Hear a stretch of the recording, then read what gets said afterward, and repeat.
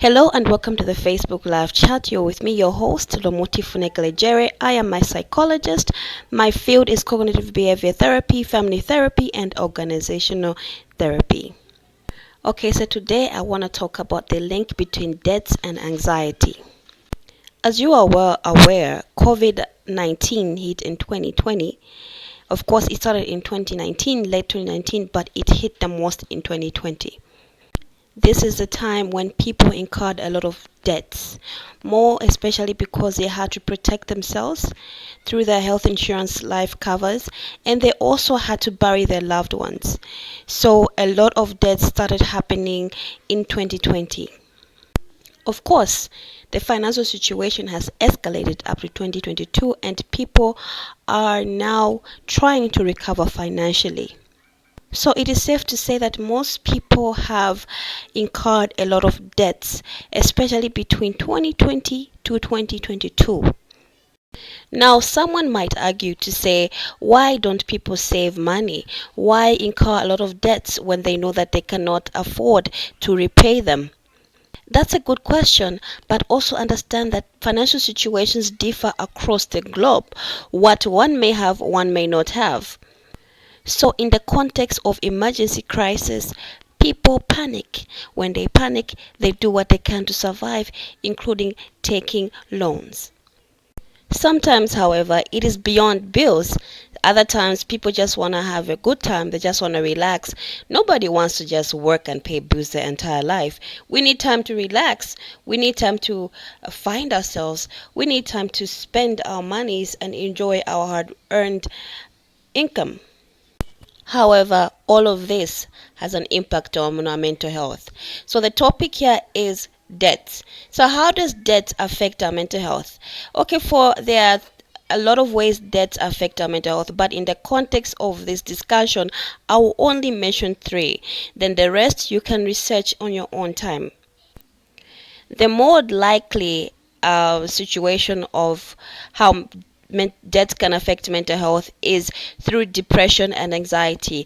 People who are into debt are more than likely to develop this condition. I'll mention a few signs of depression and anxiety.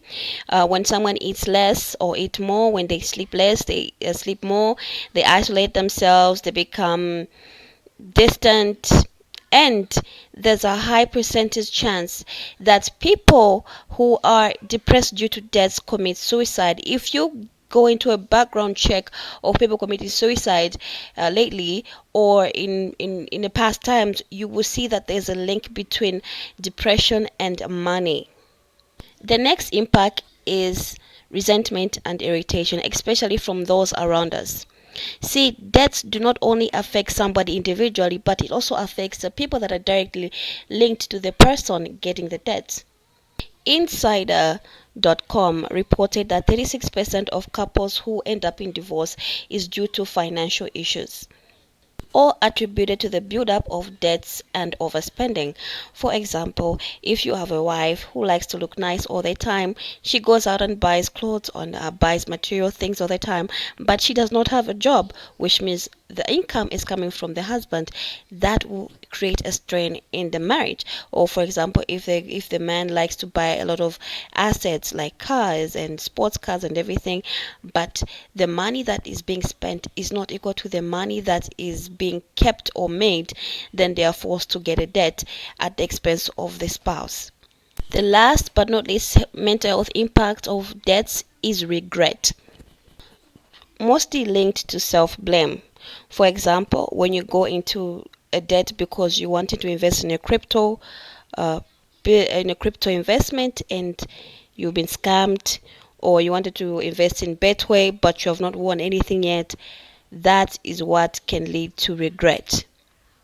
See, there is the truth. The life that we build is so closely attached to who we are as people. So regretting our life decisions is somehow rejecting who we are to the core. Sometimes age is also a factor, because when you are young, being financially responsible, it seems boring because you want to live within your experience. You want to live the world, but then do you invest? Do you save? That is the real question, because even when you start making money at a certain age, you also still need to consider the future. So, in terms of debt, it's not necessarily considered about how much money you make, but how much money you spend and how much money you keep. I will give you 3 psychology tips in order to save money, and I hope they will help you in your mental wellness.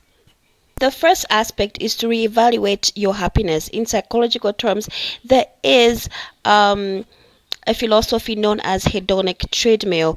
This is when your happiness has to be on the baseline. There is a temporary euphoria, temporary misery, and then there's a happiness resting point.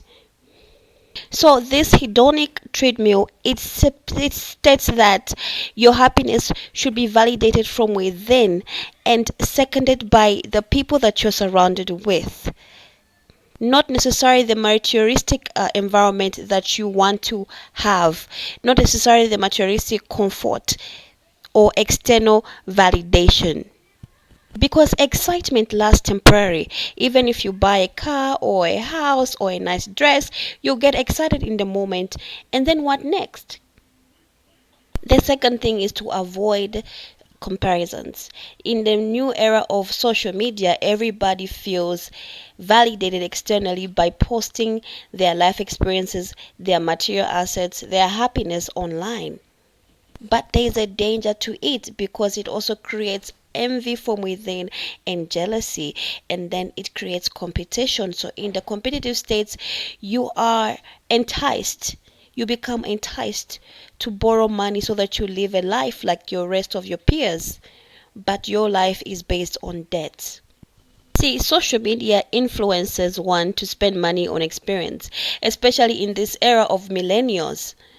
And others even go to the extent of overspending just to share experiences with their friends on social media. Always make sure you know your financial limits and surround yourself with people who respect that. The last but not least is journal your spending. Journaling is a very good tactic that therapists like to use on their clients, but it is beneficial towards your own responsibility and towards your own boundaries. And at the end of the day, you are accountable to yourself. Journaling keeps track of stressors and anxiety provoking situations. In this context, it helps with temptations. Journaling what you spend is beneficial in tracking where your money is going. When debts become a determining factor of how we should live, it robs us of our own identity, of who we really are. At the end of the day, debts do not make us bad people. We are not our debts. We are just circumstantially in the debts. Suffice to say, it is never too late on how you change your spending habits, because at the end of the day, your mental health, your physical health, and your relationship depend on you and your choices. I hope you guys have learned a lot from this session, and I'm wishing you all the best. For any inquiries or any questions, you can always find me on Facebook or link with me on WhatsApp. Thank you guys for listening, and have a good week.